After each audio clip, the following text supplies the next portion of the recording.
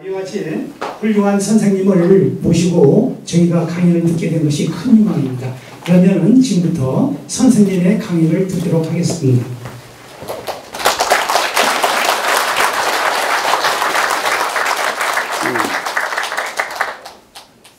보은회라는 곳은 저 어렸을 때 클 적에 우리 집안에 인척으로도 어떻게 되는지 모르겠는데 항상 괴산 할머니라는 분이 있었는데 그 괴산 할머니 저희 집이 천안이었지만은 여기 뭐 괴산, 보은 이쪽 동네는 이 정말 먼 동네 느낌상 그냥 뭐 산골에 산골로 이렇게 들어가서 참 의식에서 멀 동시에 아주 고귀한 곳, 아무나 못 가는 곳, 그리고 이 조선의 어떤 가장 그 내부에 아주 이상향 같은 곳, 막 이렇게 어려서부터 느낌이 들었거든요.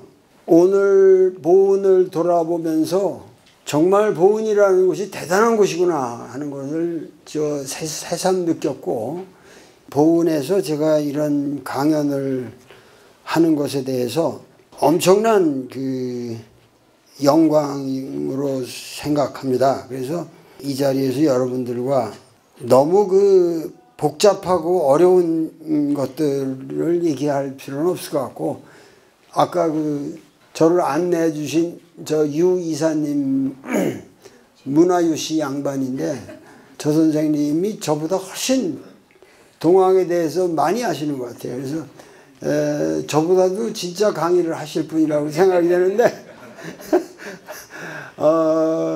사실은 핵심되는 문제만 얘기하고, 근데 우리 유 선생님 말씀이 이 보은 사람들은 동학에 대해서 별로 관심이 없다고 그러시더라고. 동학에 대해서 잘 모른다 이런 말씀을 하시는데, 보은과는 특별한 인연이 있지만은 사실 이 보은 집회라고 하는 이 사건은 동학의 역사를 우리가 쓸 적에 가장 핵심적으로 짚어야 하는 많은 문제점이 여기 있거든요. 그래서 우리가 보은 집회가 어떤 성격의 것이고 그것이 과연 무엇인지 이해가 필요합니다. 이해가 필요해. 그 보은 집회를 이해하지 못하면은 우리 역사의 핵심을 이해하지 못하는 거나 똑같은 거예요. 그만큼 이 보은 집회라는 게 중요하고 우리 역사에서 가장 큰 사건 중에 하나고, 그리고 우리나라 역사에 어떤 새로운 전기를 마련한 것인데 사람들이 실제로 너무 모르고 있다. 이 보은 사람만 모르는 게 아니라 전국에 있는 사람들이 잘 모르죠. 잘 모르고, 저도 뭐 잘 알았던 게 아니라 그냥 커가면서 철이 들면서 배우는 거죠. 공부하고 배우면서 이 보은 집회라는 걸 생각하게 되는데, 동학이라는 이거 전체적인 이 느낌을 여러분들이 이해를 하셔야 될 것 같아요. 이게 아주 쉽게 얘기하면은 크게 얘기해서 이제 이 동학이라는 거를 역사에서 3단계로 얘기를 한다면은, 제1단계라는 거는 역시 최수훈이라는 이 인물이죠. 이 수훈이라는 사람이 동학을 만든 거 아니에요? 최수훈. 최재우가 이제 이름이고 나중에 수훈은 호지만은 19세기 전반에 최수훈만큼 세상을 정확하게 안 사람이 없어요. 정확하게 안 사람이 없어요. 이 사람이 전체를 생상으로 돌아다니면서 느끼는 게 뭐냐면, 이제 조선은 끝났다. 조선이 끝났다는 건 뭐예요? 새로운 세상이 와야 한다. 온다. 그러니까 이 새로운 세상을 어떻게 건설할 것인가, 그리고 여기에 우리가 어떠한 논리를 가지고 어떠한 가치를 가지고 우리가 어떠한 역할을 해야 되느냐. 앞으로 이 세상에 새로운 세상이 올 텐데 어떻게 하냐. 그래서 이 수훈이라는 사람이 그렇게 해가지고 1864년에 차명을 당하거든요. 목을 도끼를 쳐가지고 자르는 거죠. 그때는 차명이죠. 그러니까 전봉준만 해도 아마 교수형이에요. 그러니까 이 갑오경장 이후에 최초로 교수형을 했어요. 그래서 전봉준은 차명을 안 했는데 이분은 이제 대구 장대에서 목이 잘리는데 이 모든 그 위대한 하나의 정치적인 그 리더라고 하는 거, 그러니까 모든 사회 운동을 하는 사람들은 자기 당대에서 끝나는 사람은 역사에 남지 못해요. 아무리 위대하다. 집안도 꼬라지가 잡히려면은 그래도 내가 내 손자 때까지는 돌의 사상이나 이게 머리가 있다면은 그게 내 손자까지는 증명이 돼야 됩니다. 그러니까 지금 우리나라도 뭐 문재인 대통령이 아무리 훌륭했다고 해도 문재인은 역사에서 끝나버렸어요. 왜? 후계자를 못 길렀으니까. 후계자를 못 길렀으니까. 그러니까 항상 뭐냐면은 역사가 제대로 어떤 틀을 잡으려면 최소한 사회운동이든 뭐 정치 세력이든 모든 게 어떻게 후계자를 잘 세우느냐. 그리고 자기가 구현했던 그것을 인생이 산다고 하는 게 짧잖아요. 저도 곧 가요. 아주 짧은 순간이에요. 그런데 그걸 어떻게 영속시키느냐. 여기에 대한 심각한 고민이 있어야지. 그러나 수우는 그런 거에 대한 심각한 고민이 있었어요. 심각한 고민이 있은 게 뭐예요? 이 수은이라는 사람은 여기 생상을 하면서 돌아다니면서 제일 크게 지금 서학으로 오해받은 것도 우리나라의 가장 큰 문제는 서학이라고 본 거거든요. 앞으로 저 서학이 이 나라를 침범해가지고 먹어버리면은 우리나라는 끝장이다. 이 기독교의 독단성이라는 걸 갖다가 엄청 이 사람은 까고 들어갔거든요. 그 독단성이라는 게 뭐죠? 인간을 완전히 하나님의 그냥 종으로만 안다 이거예요. 하나님한테 무조건 하나님에게 매달리고 하나님을 믿고 하나님의 말씀에 따라 살아야 되고, 근데 하나님의 말씀이라는 건 수은이 성경을 다 봤거든요. 보는데 이게 사람의 얘기지. 결국 알고 보면 사람의 얘기고 이게 뭐가 하나님이냐. 하나님이라는 건 우리 유학이 말한 대로 그건 마음의 소리고 보이지 않는 이 우주의 신령한 기운이지, 그것이 어떻게 인간의 말로 나에게 명령적으로 그 명령을 듣고 그걸 따르는 것은 그것은 신앙의 바른 형태가 아니다. 수은이라는 사람은 이렇게 생각한 거예요. 그렇기 때문에 진정코 너희들이 하나님을 사랑하고 하나님을 알고 하나님을 너희들의 삶에 구현하고 하나님의 가치를 너희들이 진정 안다고 한다면은 사람이 곧 하느님이라는 것을 알아야 된다. 동학 그러면 인내천이다 이런 말은 들으시지만 그런 말이 나오기까지 동학은 수십 년의 사상적 투쟁을 통해서 결국 하나님의 소리는 사람의 소리고 하나님을 모시고 있는 존재라고 하는 너 자신의 인간의 가능성을 최대한으로 깨닫는 것이야말로 그것이 동학의 본질이고 우리가 살아가는 이유다.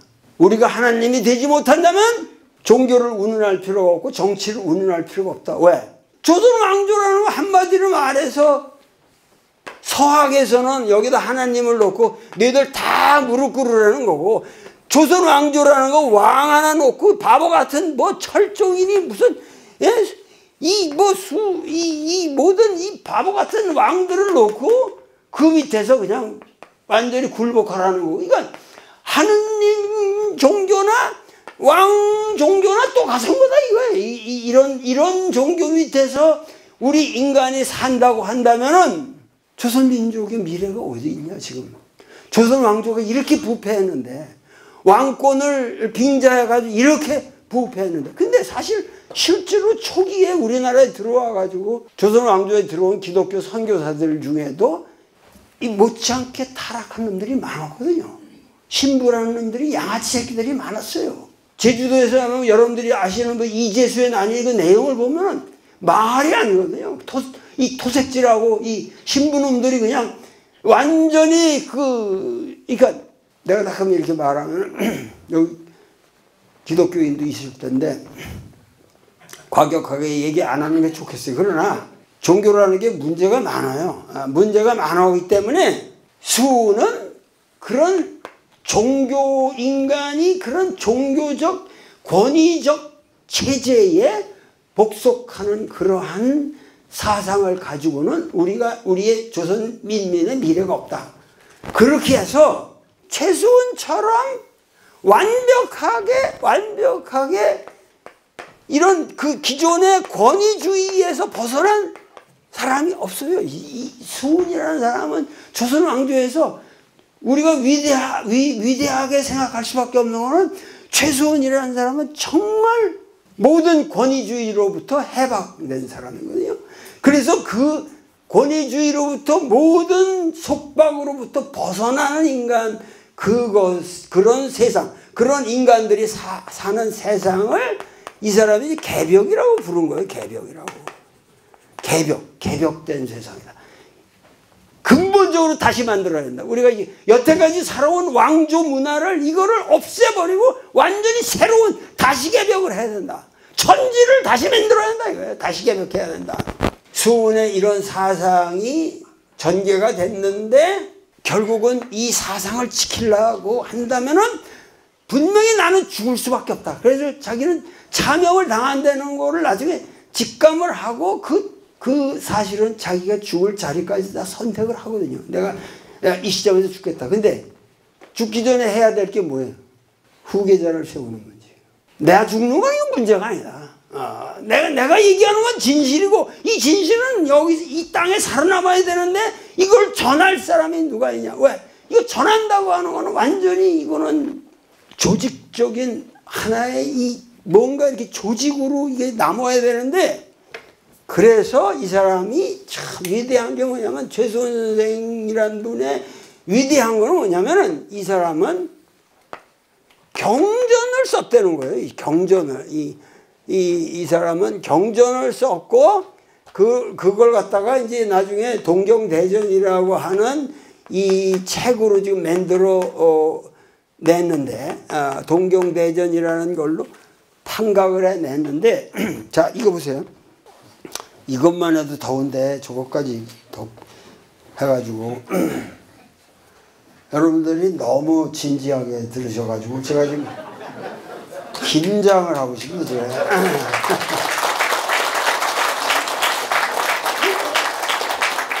감사합니다. 그 재미있죠? 그러면 계속 강의를 하겠습니다. 내가 죽을 거를 안다. 근데 내가 이 설법한 이 진리는 이 땅에 살아남아야 이 민족이 산다. 그때 이 사람이 선택하는 방식이 뭐냐면은 내가 깨달은 진리를 왜곡 없이 지금 모든 종교운동에서 말이죠. 대개 종교를 창시하는 사람들은 그래도 뭐가 있어요. 원래 예수는 대단한 사람이었을 겁니다. 갈릴리의 어떤 지평에. 그런데 지금 사실은 복음서에 나타난 예수는 초대교회 사람들이 그 예수를 메시아로 만들기 위해서 엄청난 각색을 한 예수거든요. 독일 신학부터 해가지고 20세기 성서 신학이 모두 그거를 밝혀놓았으니까요. 근데 왜곡 없이 전달한다. 이게 어려운 일이거든요. 이게 어려운 일이에요. 그래서 정말 지식이 탁월한 인간을 내가 쓴 것들을 그대로 다 그냥 암송할 수 있고 알 수 있는 사람. 이런 사람을 선택하겠어요? 이 수는 지식인들은 필연적으로 내 설을 왜곡한다. 지식인들에 대한 일종의 경계심이 있는 거죠. 그래가지고 자기 제자 중에서 엄청난 지식인들이 많았어요. 뭐 강수근이 그 당시 엄청난 지식인들이 있는데 내 후계자로서 삼을 수 있는 자들은 지식인이 아니다. 그래서 이 수훈이라는 사람이 같은 경주 출신인데 그 경주 사람이고 같은 동네 뭐 멀지 않은 동네 황홀리에 사는 사람인데 완전히 남의 집 머슴살이를 하고 재직공장에서 이 종이 만드는 그 직원이었다고 그래요. 근데 그 사람을 최경상이라는 인물을 발탁해내는 거예요. 근데 이 최경상이라는 인물은 여러분들이 아시면 주변에 지식이 많다고 그러는 사람들은 괜히 폼 잡고 권위주의적이고 남 무시하고 자식 무식한 놈들이 뭐 아니야 그러고, 근데 사실은 이 진실한 사람들, 지금도 보니까 여기 오신 분들이 그런 분 같아요. 이 진실한 분들은 그렇게 공부를 많이 한 사람들이 아니라고. 근데 수훈이라는 사람이 선택한, 이 자기 제자로 선택한 인물이 거의 일자무식군에 가까운 사람이에요. 근데 일자무식군이라고 그러면 안 되지. 왜냐면은 무식하다는 게, 그게 무식해서 문자를 모른다는 거지, 그럼 무식하다고 할 수 없는 거야. 근데 해월이라는 이분은 그야말로 탁월한 통찰력과 아주 굳건한 의지와 그 어떤 세태를 바라보면 놀라운 형안이 있는 그런 인물이었거든요. 그래가지고 그러면서 겸손하고 자기를 항상 무로 돌릴 줄 아는 아주 위대한 인물이었는데, 그 해월이라는 사람을 후계자로 선택했다는 것이 우리 민족의 나는 최대의 행운이었다고 생각합니다. 나중에 이 보은에 온 분이 바로 그 해월이라는 분이에요. 근데 어떻게 되는 거냐면은 이 최경상이라고 이 바닷딸 이 해월이라고 하는 이 호를 나중에 지어주는데, 아마 해월이라는 거는 그 전 세계로 뻗쳐가라는 그런 의미에서 지어졌는지, 하여튼 해월 선생을 후계자로 선택했다는 것이 정말 위대한 겁니다. 근데 후계자로 선택했다고 해서 무슨 불교에서 말하는 뭐 이거 뭐지 의발을 전수하고 뭐 또 뭐 어느 종교 집단에서 얘기하듯이 뭐 비전에 무슨 뭐를 가르쳐주고, 이 수훈이라는 사람은 아주 정직한 사람이에요. 정직한 사람이에요.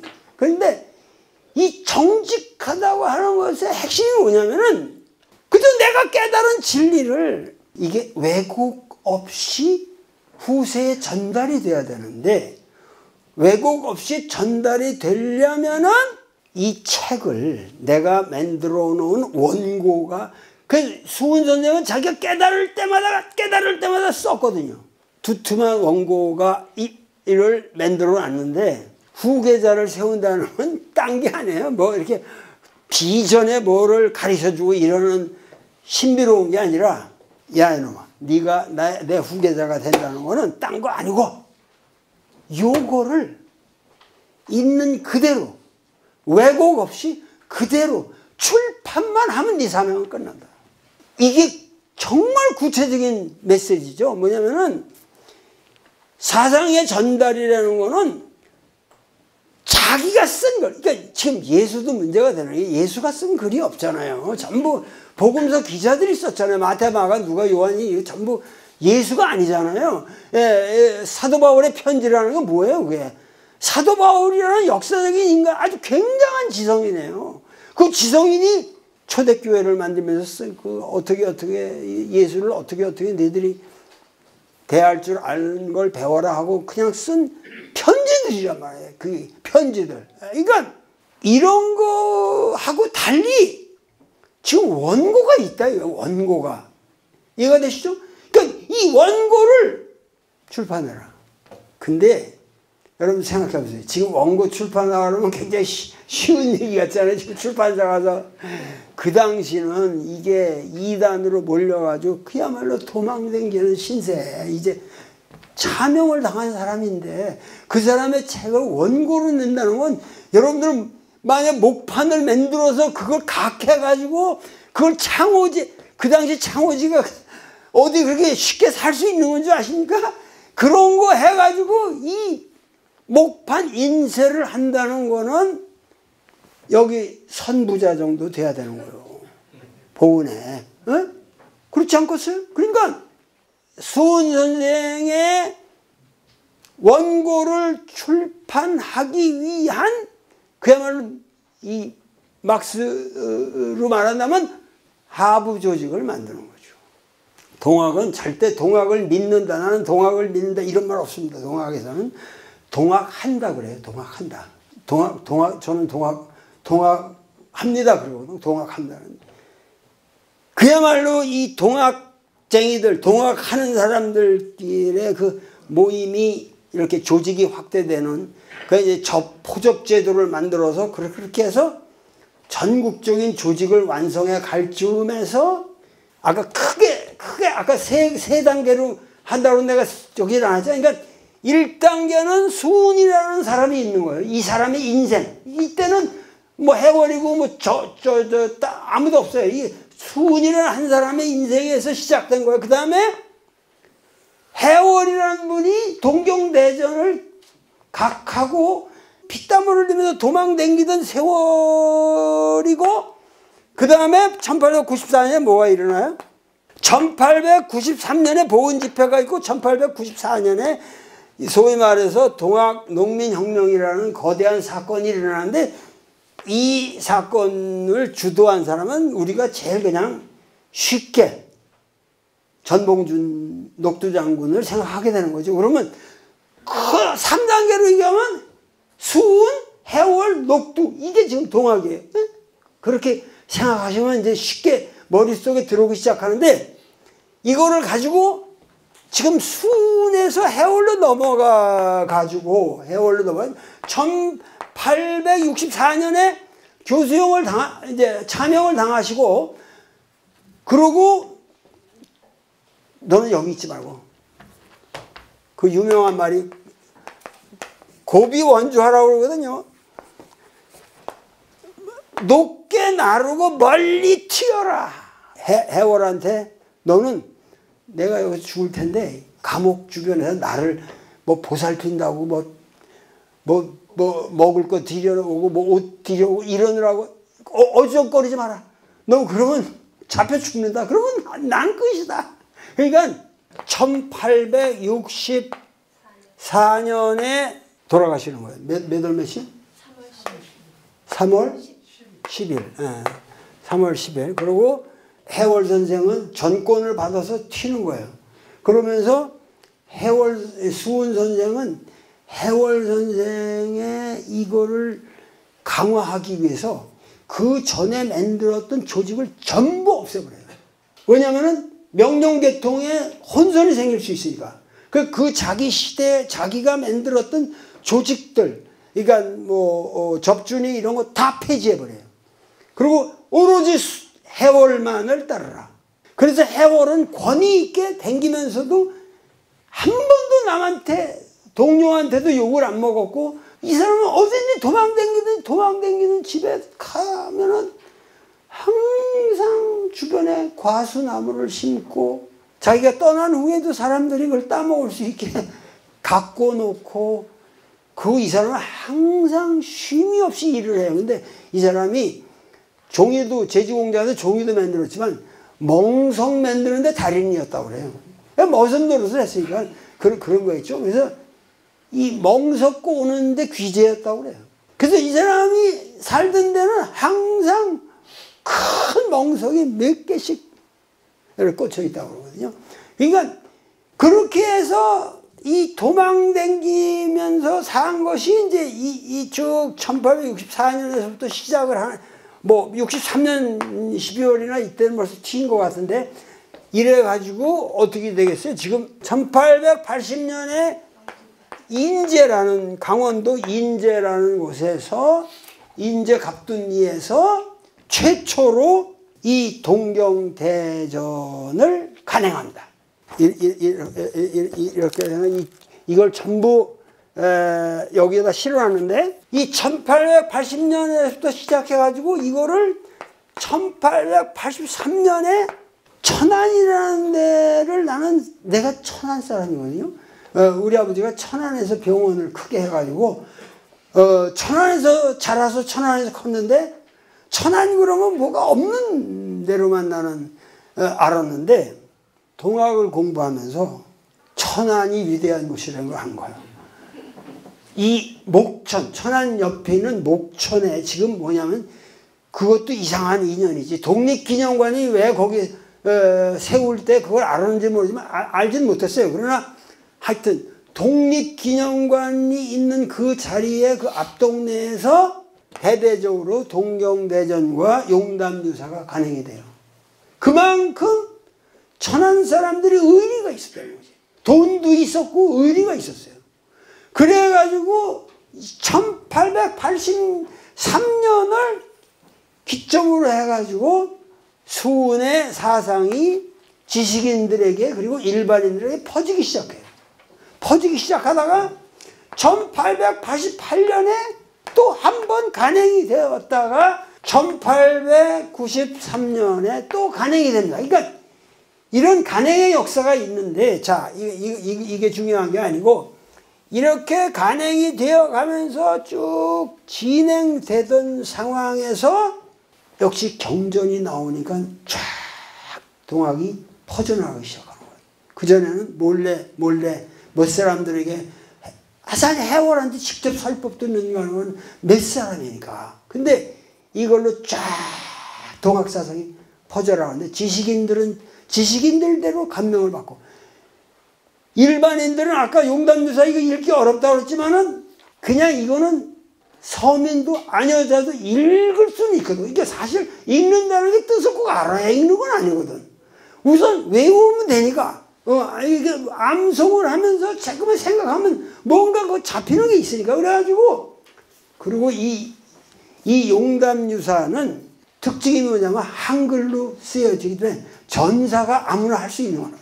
아녀자들이 써가지고 사람들에게 전파하는 거예요. 그래가지고 이게 쫙 퍼지기 시작하는데 1880년대에 가장 결정적인 사건은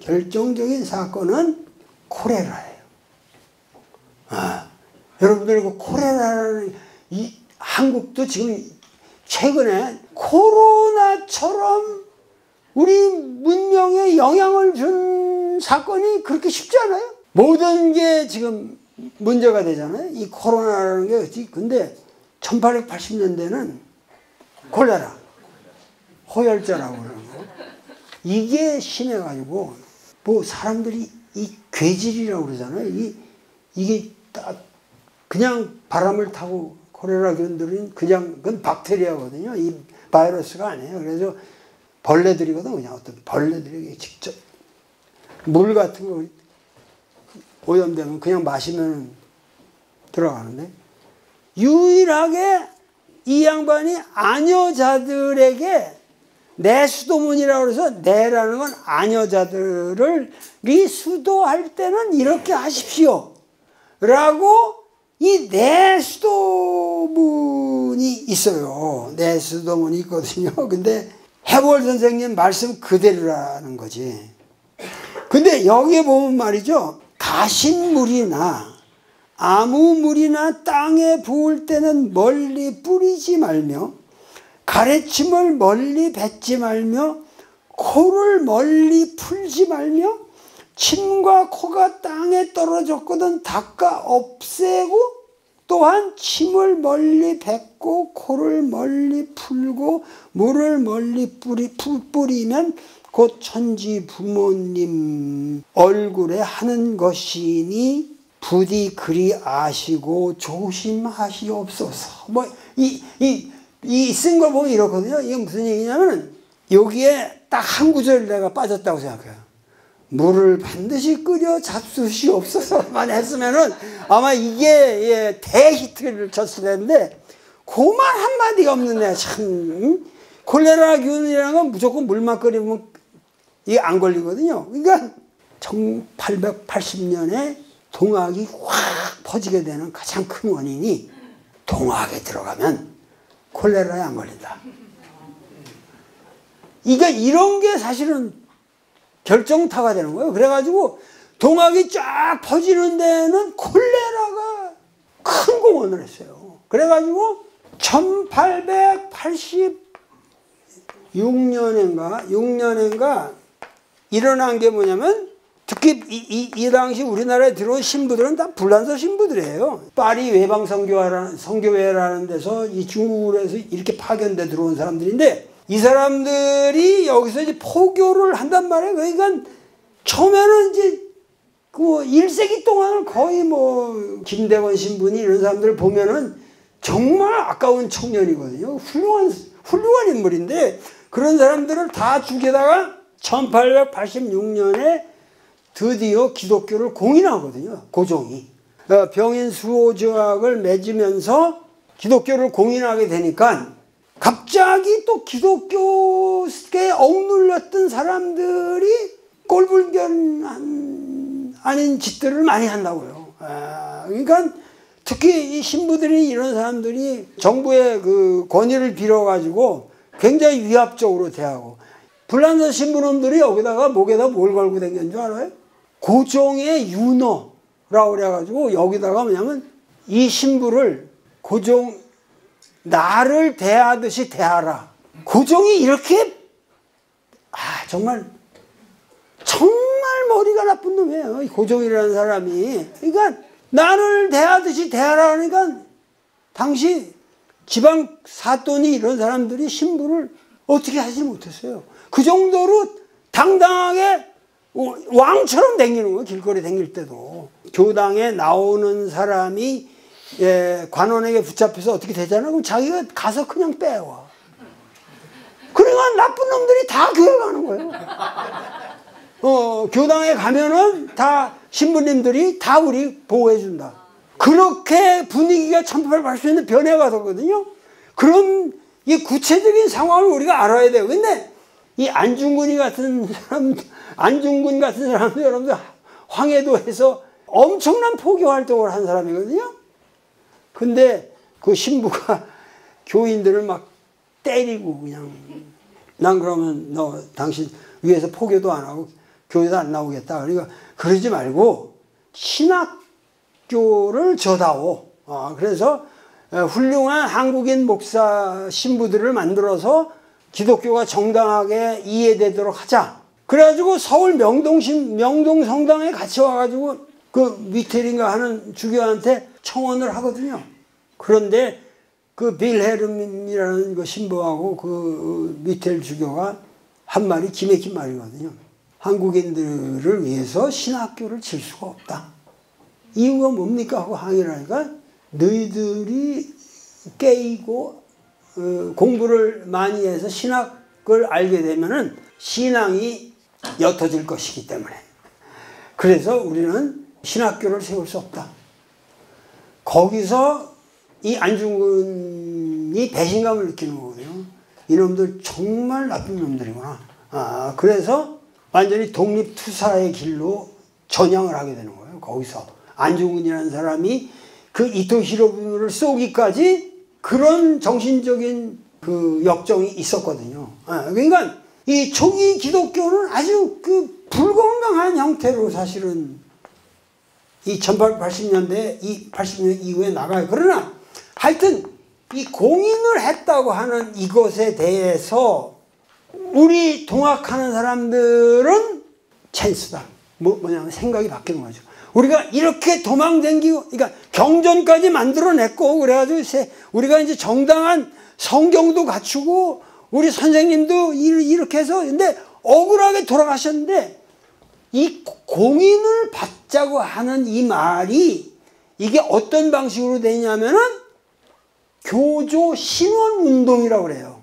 우리 최수원 선생님은 아무런 죄를 저지른 사람이 아닌데, 왜 이 사람을 갖다가 차명을 하고 거기에서 국가가 잘못 판단해서 이렇게 잘못했는데 이거를 갖다가 아직도 그 죄에 우리가 씌워가지고 이 불란서 놈들은 다 기독교고 뭐고 다 이때는 들어와가지고 판을 치고 그냥 살면서 왜 우리는 이렇게 비참하게 살아야 되느냐. 그래서 1차적으로 뭐냐면 최수훈 선생이 나쁜 사람이 아니다. 나쁜 짓을 아무것도 안 했다. 이게 원통한 것을 우리한테 풀어달라. 그래서 교조 신원 운동 형태로 나가자.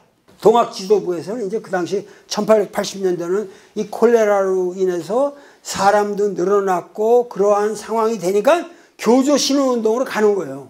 제일 처음에 한 것이 이제 공주 가명에 가서 신원을 하고 그 다음에는 이제 전라도 관찰사가 있는 전주 밑에 삼례라는 데서 삼례에서 모여서 이 전라도 관찰사하고 이거는 충청감사한테 이걸 하는데, 당시 동학을 한다고 하는 사람들은 동학에 대한 깊은 이 최수은의 사상과 해월의 그런 삶의 자세를 볼 적에 깊은 존경심을 가지고 그리로 가는데, 동학을 한다는 이유 때문에 관원들의 토색질이 너무 심한 거예요.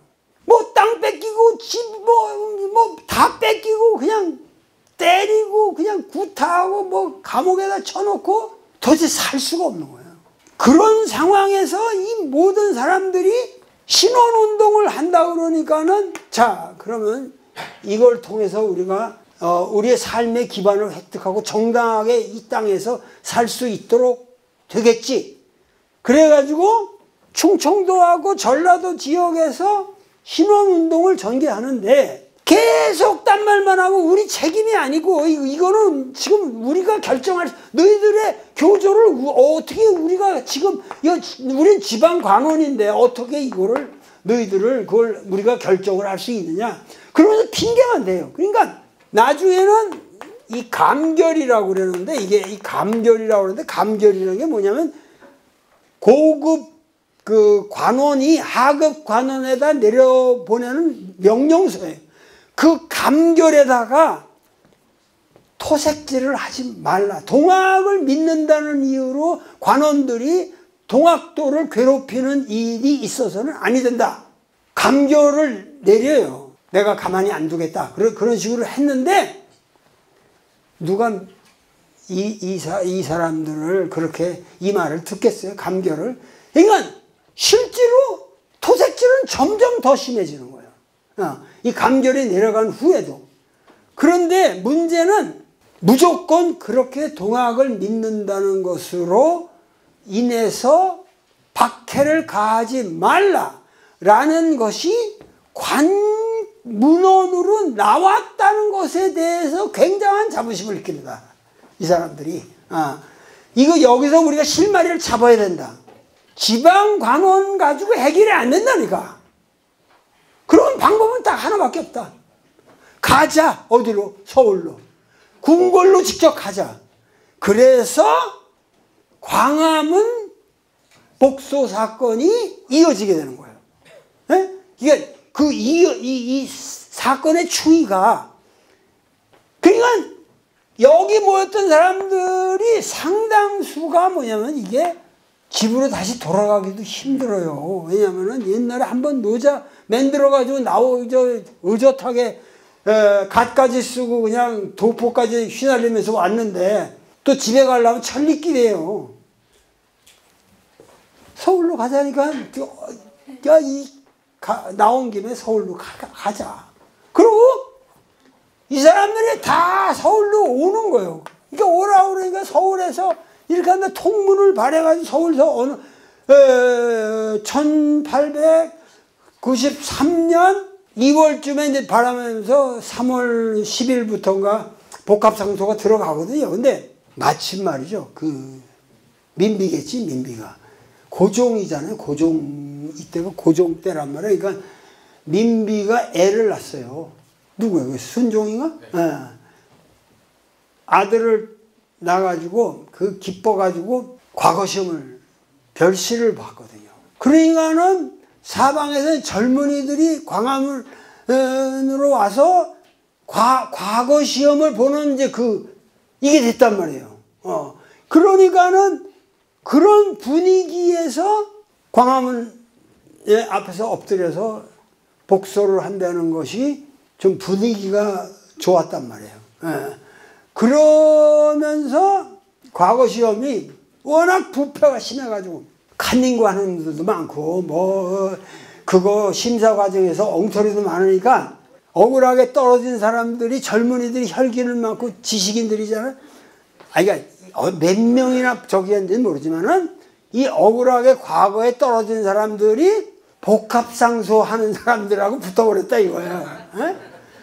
이제 여러 가지 그 상황이 있습니다. 이렇게 자세하게 들여다보면은 그런 상황에서 이 사람들은 더 힘을 얻기도 하고 정부에서는 이놈들 안 되겠다.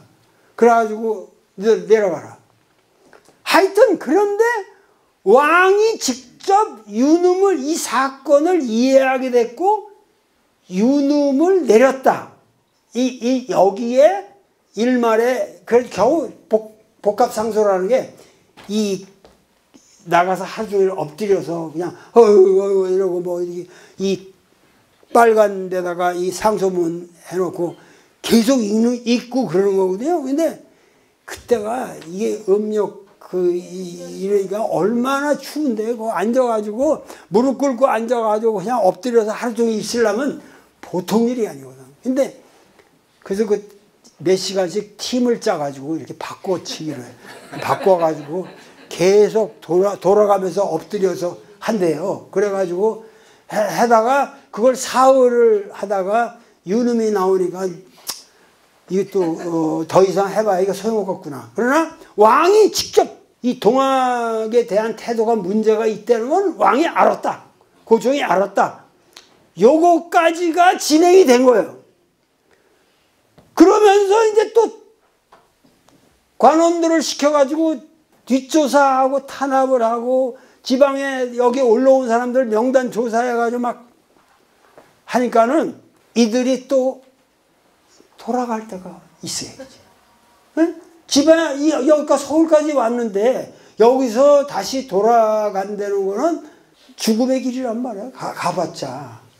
그런데 마침 해월 선생이 이 서울 복합상소를 기획한 데가 도서를 여기다 차렸거든. 보은에다가.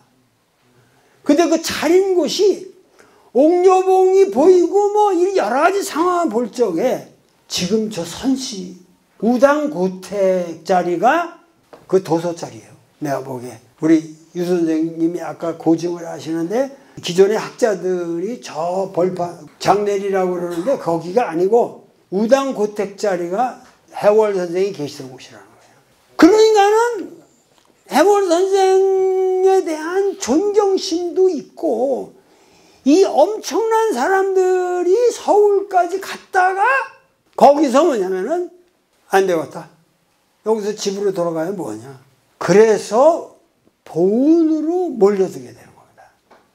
여기 중요한 게 하나 있어요. 중요한 게 뭐냐면은 교조 신원 운동이라고 하는 이 사건은 외면적으로 보면 이것은 종교의 자유를 획득하기 위한 운동이에요. 그렇죠?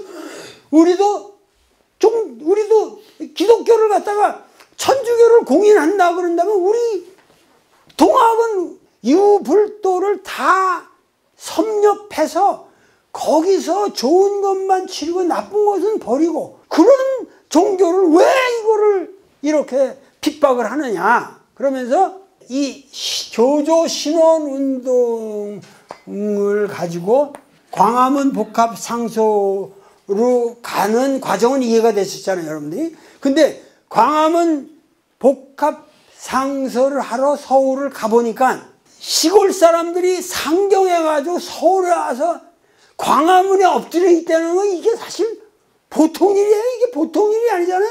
근데 여기서 크게 깨닫는 게 있는 거예요. 뭐냐면은 서울이 이미 완전히 외세에 의해서 점령돼 버렸더라. 그러고 전부 공관들이 뭐 하고 세금도 이놈들은 안 내고 모든 한국의 물자들 다 자기 나라로 빼먹고 또 외놈들이 들어와서 완전 지멋대로 뭐 이게 뭐냐면은 이 나라가 이게 너무 외세에 의해서 점령이 되어버렸다. 이걸 깨달아요. 그래서 이 복합상소와 더불어 이거를 아셔야 될 건 뭐냐면 복합상소와 더불어 이 나라가 지금 위기에 처했다.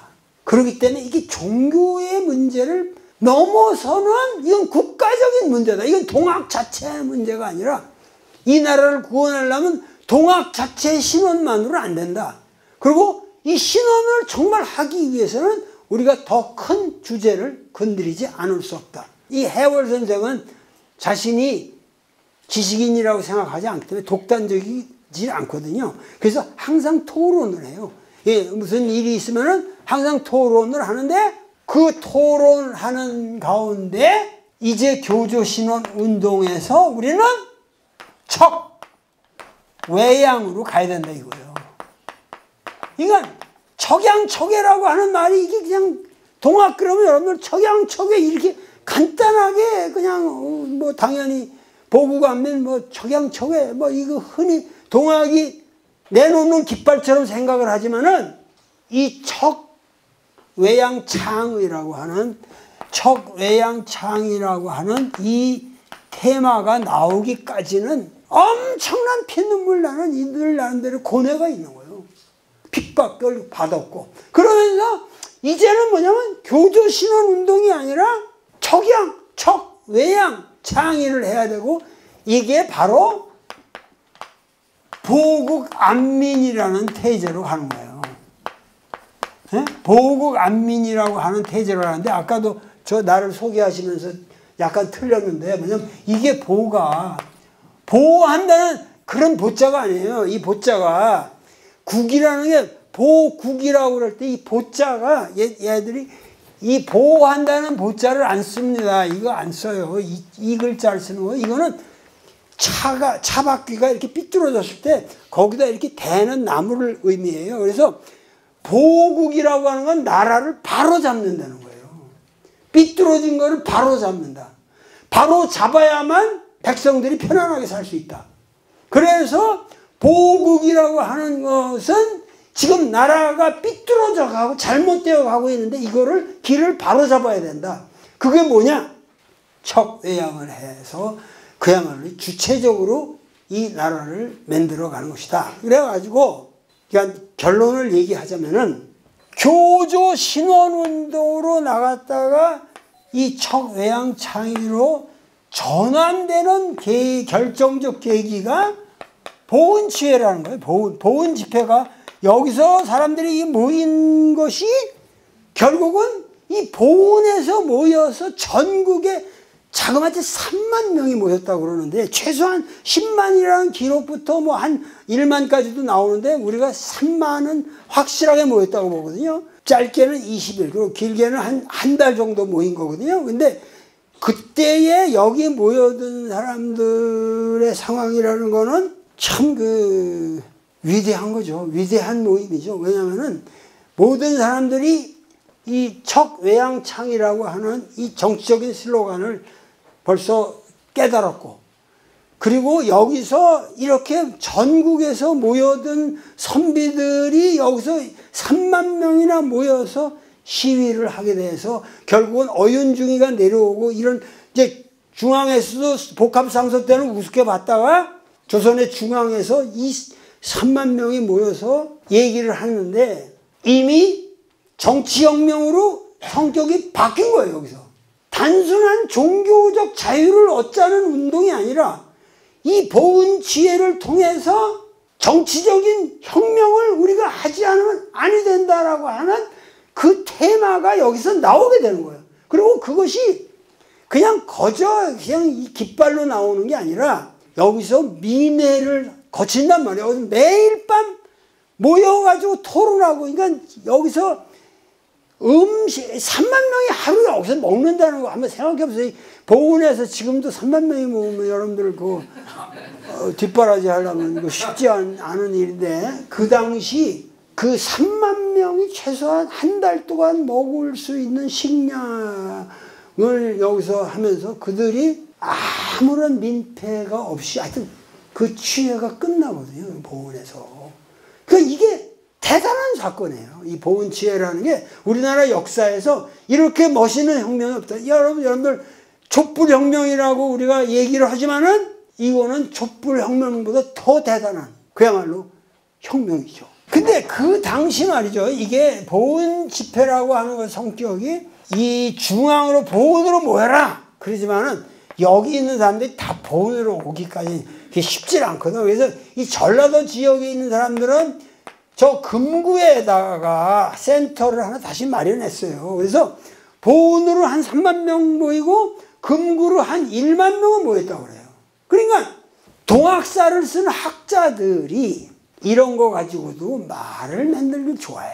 그러면서 하는 말이 여기는 보수적인 해월 집단이 모인 곳이고 여기는 좀 혁명적인 남접이 모였다 그래서 북접 남접이라는 개념을 써가지고 이걸 동학을 분열적으로 해석해서 여기서 이 북접의 미미한 태도에서 이 창의의 성격을 확 밀고 나간 게 고부혁명이다. 이렇게 얘기를 하는데 그거는 너무 무리한 말이에요. 그리고 우리가 이 역사적 사건을 얘기를 할 적에 그거를 지금 지방자치제도의 이권과 관련지어서 해석을 하면 안 된다는 거지. 내 말은 어디까지나 보훈 집회, 금구 집회라는 거는 당연히 이거는 방편적인, 여기까지 오기 힘든 사람들은 금구에 모여라. 그리고 금구에서 이렇게 이제 왔다가 헤어지는 거는 비슷한 시기에 헤어지게 되거든요. 어연중도 여기까지 간단 말이에요. 그러니까 여기서 내가 얘기하고자 하는 거는 이 보훈 금구 집회가 이미 한국 역사의 장은 정치혁명으로 넘어갔다는 거죠. 도저히 우리가 신원을 해달라는 등 척외양을 울부짖어 본들 이 나라는 우리의 말을 들을 나라가 아니다.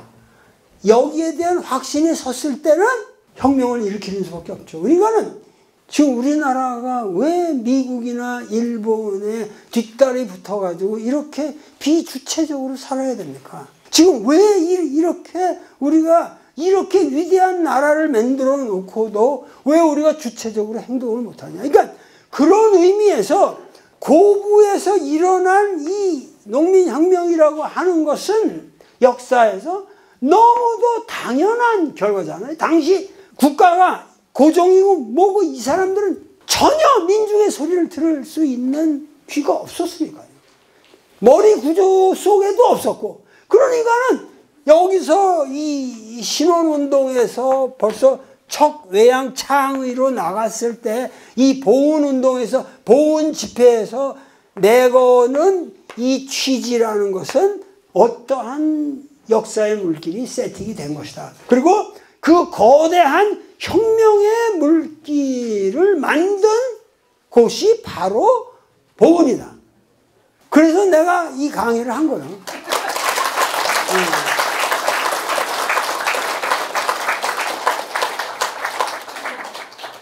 제 강의가 아주 충분한 여러분들에게 상황 설명은 못했어도 그 핵심, 보훈 지혜가 어떠한 성격의 것이냐, 그러한 것을 총체적으로 전달하기 위해서 앞에 그 여러 가지 최수원 선생으로부터 쭉 해월로 해서 내려오는 것지만은 우리가 근대적 인간이라고 말한다면은, 여러분들이 근대적 인간이라고 말한다면은 민주적 인간이잖아요. 민주사회에서 사는 주체적 인간을 근대적 인간이라고 여러분들이 부르는 거 아닙니까? 여러분들 자식이 누구한테 얻어맞고 채찍질로 그냥 노예처럼 사는 걸 여러분들 감당하겠어요? 지금 이 역사에서 지금 우리가 산다고 하는 거는 여기서 20세기를 거치면서 그래도 그 어려운 전쟁도 겪고 식민지도 겪었지만 결국 우리가 자주민으로서 민주적으로 모든 걸 결정하면서 살 수 있는 이 나라 사람이 되었다는 게 근대성의 하나의 이 핵심이고 근원인데, 그 근원이 어디서 왔느냐. 아주 구체적으로 말하면 보훈에서 왔다고 말해도 과언이 아니다.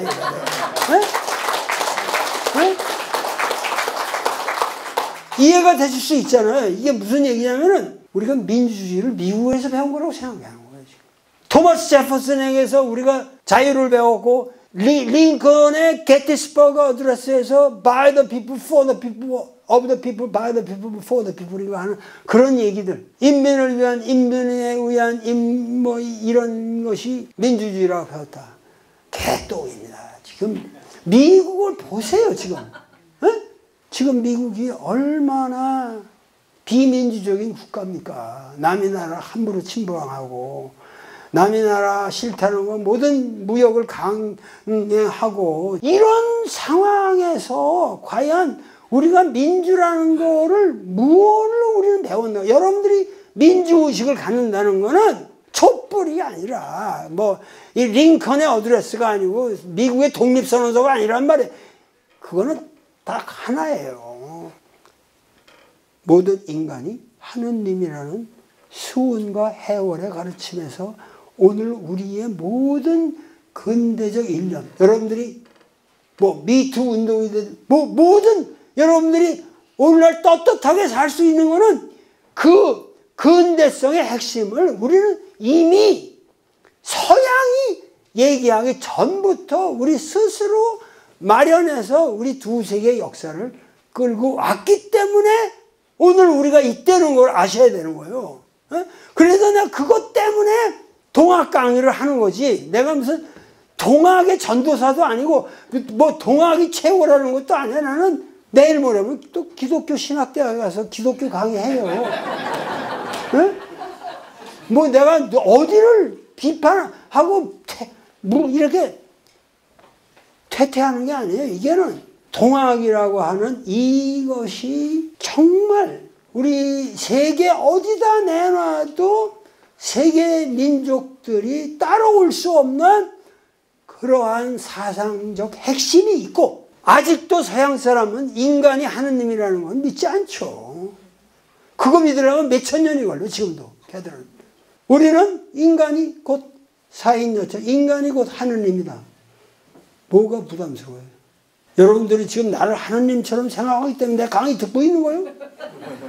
나는 여러분들을 하느님으로 알기 때문에 여러분들에게서 위대한, 여러분들의 머릿속에서 앞으로 네 강의를 듣고 여러분들의 자손 속에서 위대한 인물이 이 세계를 지배할 수 있는, 뛰어넘을 수 있는 그런 위대한 인물이 나오리라는 확신이 있기 때문에 내가 이 강의를 하는 거지. 내가 몇 분,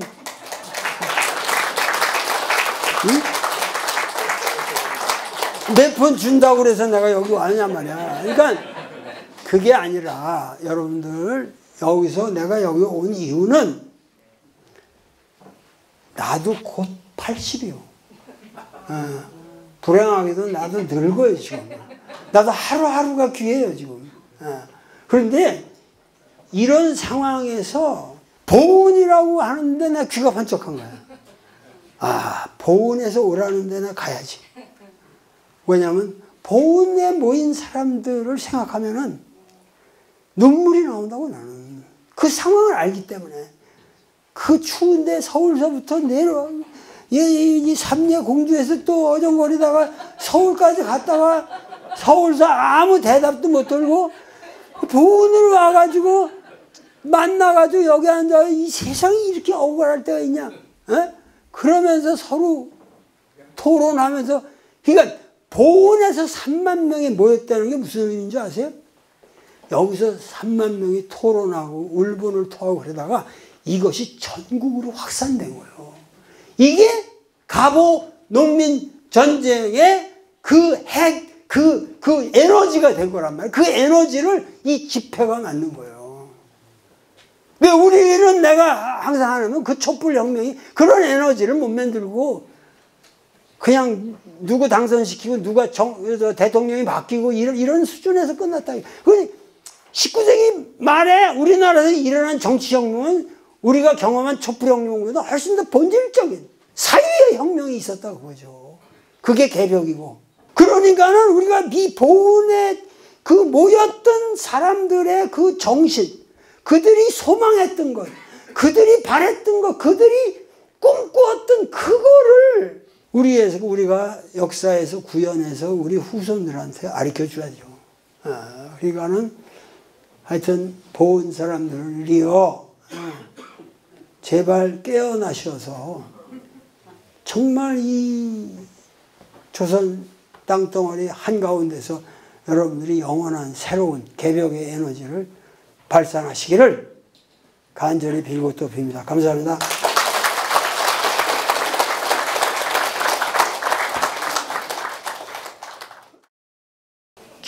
척외양창회라고 하는 것은 조선이라는 나라가 온전한 주권 국가라고 그래도 왕권이지만 주권 국가라고 생각했던 백성들이 그 대중이 이게 아니라 완전히 서양 세력의 꼭두각시 노릇을 하고 있는 왕이고 대신들이구나.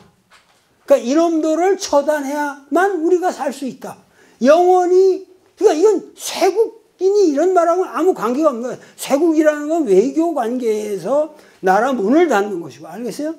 척외양창이라고 하는 거는 나라의 모습은 창이라는 의를 드러낸다는 건데 나라의 의로운 모습은 우리나라가 주권 국가로서 우리 스스로 결단을 하고 우리 스스로의 이익을 보살피면서 나라 운영을 해야지 이렇게 개돼지처럼 끌려다니면서 될 수는 없다. 그러니까 그 척외양창이라는 것은 외세를 몰아내자는 하나의 운동이죠. 예? 그러니까 다른 거예요. 예.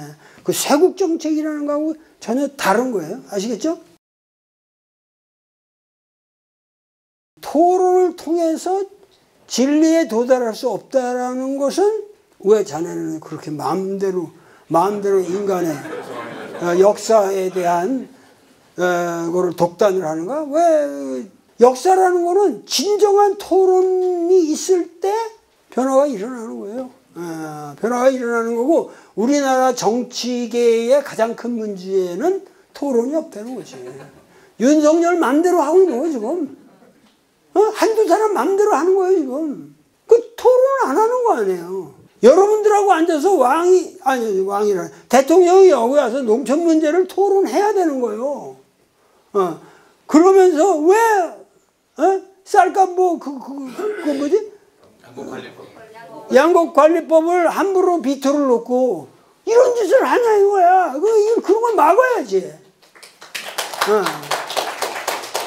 그러니까는 토론을 통해서 진리에 도달할 수 없다는 얘기는 하면 안 돼요. 보훈 집회에 모인 사람들이 토론을 하면서 깨달은 것이 우리 역사의 혁명의 가장 중요한 핵심적인 에너지가 됐다. 이건 사실입니다. 오케이. 그 전주 화약 이후에 생긴 집강소라고 하는 것은 그 이전에 150년 전에 보훈에 있었던 집강이라는 말과 거의 전혀 관련이 없어요. 무슨 얘기냐면은 이것은 혁명 이후에 민중이 우리 역사를 너희들한테 맡기지 않고 우리 스스로 자치하겠다는 거예요. 근데 150년 전에 그런 게 있을 수가 없어요. 그러니까 성격이 다른 거예요. 언어에 단어가 동일하다고 그래서 자벌지자 별이강자라고 그래서 그런 거 가지고 혼란을 일으키시면 안 되죠. 세계 문명사적인 그 흐름 속에서 과연 지금 동학의 정신이 어떤 방식으로 구현될 수 있는가 하는 것을 말씀하셨는데 정말 귀한 말씀이죠. 그런데 아주 저 생각에도 이 역사에 대해서 최선을 다해서 노력을 하고 있지만은 상당히 비관적입니다. 그 비관적이라는 거는 뭐냐면 그 이렇게 위대한 이거를 만든 우리 민족이 이런 사상을 만들고 다 기초를 닦았는데 어떻게 이렇게 타락해 갈 수 있는가 하는 걸 생각하면은 지금 사실 농촌 문제 여기 보훈에 왔습니다만 농촌 문제만 해도 그렇고 이 자본주의의 속성상 앞으로 이 전개되어 나갈 모든 상황이라고 하는 거는 비관적이에요. 지금 밝은 미래가 없어요. 그래서 그럼 너는 어떻게 사는 거냐? 그냥 슬프게 살죠. 슬프게 사는데 그 배경에는 저는 뭐냐면은 결국은 내가 아무리 깨우치러 댕기면서 하고 뭐 구호를 외치고 책을 쓰고 그래도 역사라는 게 변하질 않아요.